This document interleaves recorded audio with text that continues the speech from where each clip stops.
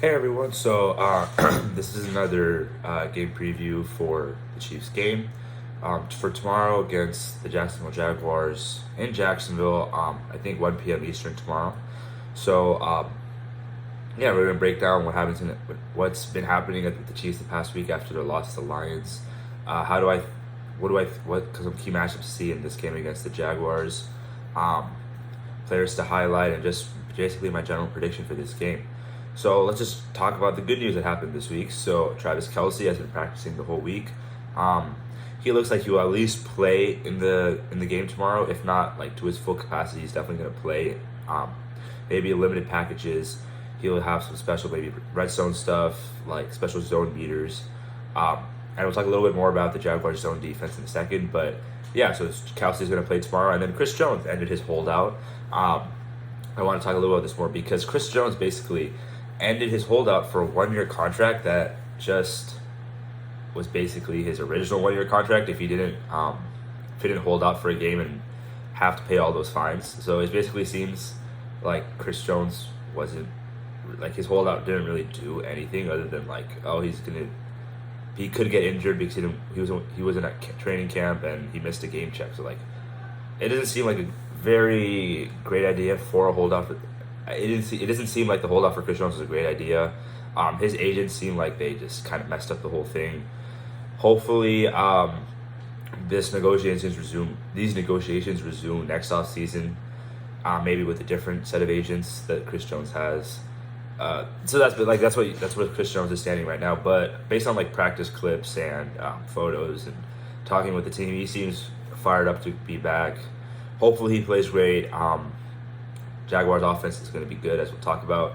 So you kind of need Chris Jones for this game. And even though the defense did play great last game, adding a fired up Chris Jones to that defense is like even better. So great that he's back. It's great that Travis Kelce is back.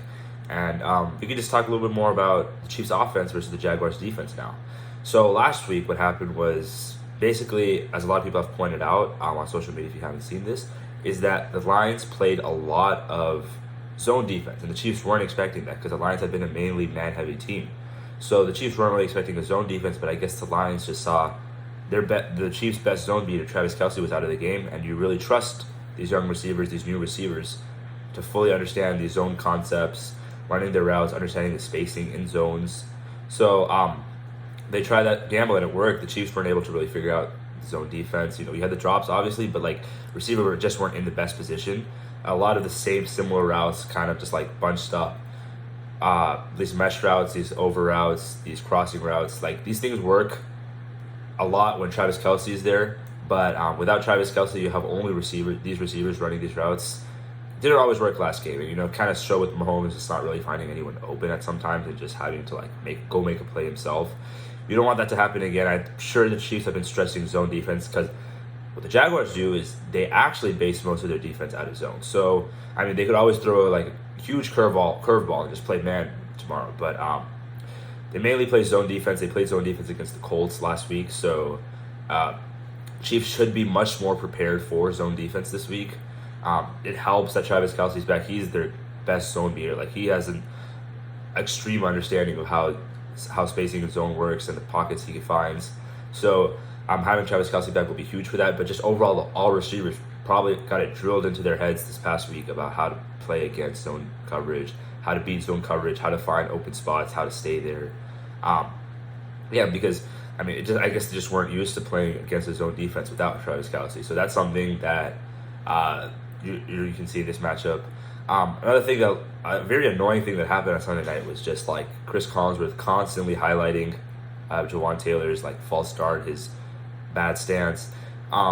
It seems that the league has made this a pretty important point for the referees to start calling because like this is the news from that Thursday night game, seeing some more tackles start back in their stances starting early. It was a thing that happened all of last season. I'm really sure what the NFL league office was doing that time, but I guess the Chiefs played on Thursday night and now they have to make a rule against it. So we'll see if it starts getting called against Jawan Taylor. It wasn't called all of last season when he was with the Jaguars. It wasn't called most of this game against the Lions, but maybe we call more, and then Jawan Taylor's going to have to fix that. So let's go. But then in general, just the O-line played decent last week in pass blocking, but their run blocking, especially Trey Smith, had a pretty poor game. You didn't really get that much push like you wanted to against a defensive line that's not that great. The Jaguars' defensive line is, I would say, better than the Lions, especially with how much depth they have. Just like the amount of players that can have juice, can get after the quarterback, and can clog up the run. I mean, their D tackles are great, and they have Josh Allen, who had 3 sacks in last week's game. So it's going to be up to the Chiefs' offensive line, keep Mahomes clean, let him deal with these like zone beating defense. But I do think like the Chiefs' offense overall does have the just win this game against the Jaguars defense, at least overall that matchup, because we saw last year in the divisional round of the playoffs and in the regular season, the Jaguars defense can't really cover tight ends. And Kelce is the best tight end in the league. So as long as he plays, and then you have a bunch of other zone like that, they just have a zone defense that doesn't have a lot of good coverage, other than like Tyson Campbell sometimes, and then some of their linebackers can be good at times, but like Rayshawn Jenkins at safety is pretty good too. But overall, just the Chiefs have the players to win their matchups in this game. I do think the Chiefs offense will play much better in this game than last game.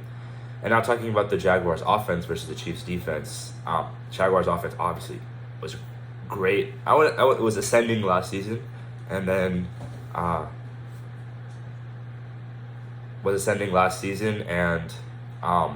they just added Calvin Ridley to that. So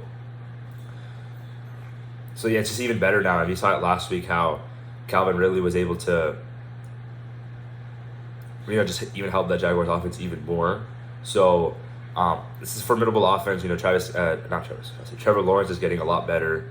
So the Chiefs defense has to be played pretty tight, and they have has to play pretty tight in this game. They have a lot of weapons like Calvin Ridley, like we just mentioned, but they also have Christian Kirk, they have Zay Jones, Evan Ingram, Travis Etienne. A lot of players that are underrated in the whole league, but just are great players.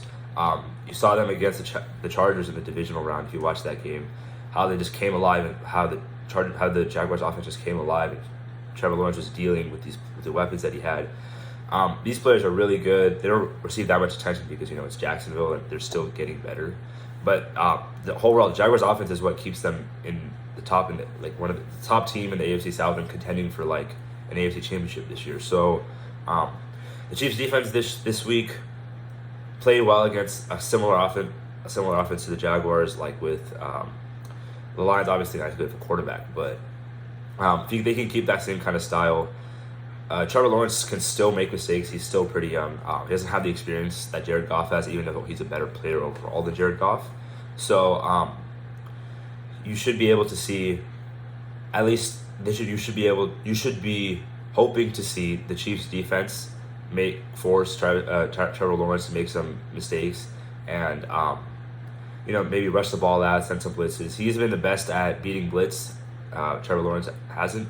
So, the Chiefs are always going to be sending blitz. So that's why I think sending a blitz. So I think that'll be a key factor in this game. And with Chris Jones back to help that defense, I think it's even better.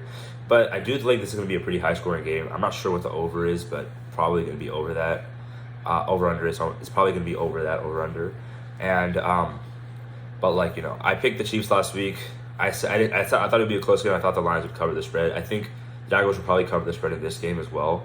But I do think the Chiefs win slightly, probably something like 24-21 or something like that, where the Chargers, the Jaguars might get like a late touchdown when it was like 24-14. It's kind of similar to that divisional round against the Jaguars, where the Chiefs control most of that game, and then the Jaguars make a late push, but always weren't able to get over the hump. I think it's going to be a similar game. It's a game on Patrick Mahomes' birthday. I don't think he's going to play much better than he did the previous week. You see this team always come out after losses way better than they played the previous week. So I don't think we should bet against the Chiefs in this kind of situation. And it's not like the Jaguars aren't necessarily like the top team in the AFC. They're still rising. They're still young. I think the Chiefs can take advantage of that and win this game. So that's my game preview. Hopefully I'll see you tomorrow after the Chiefs beat the Jaguars. Thank you.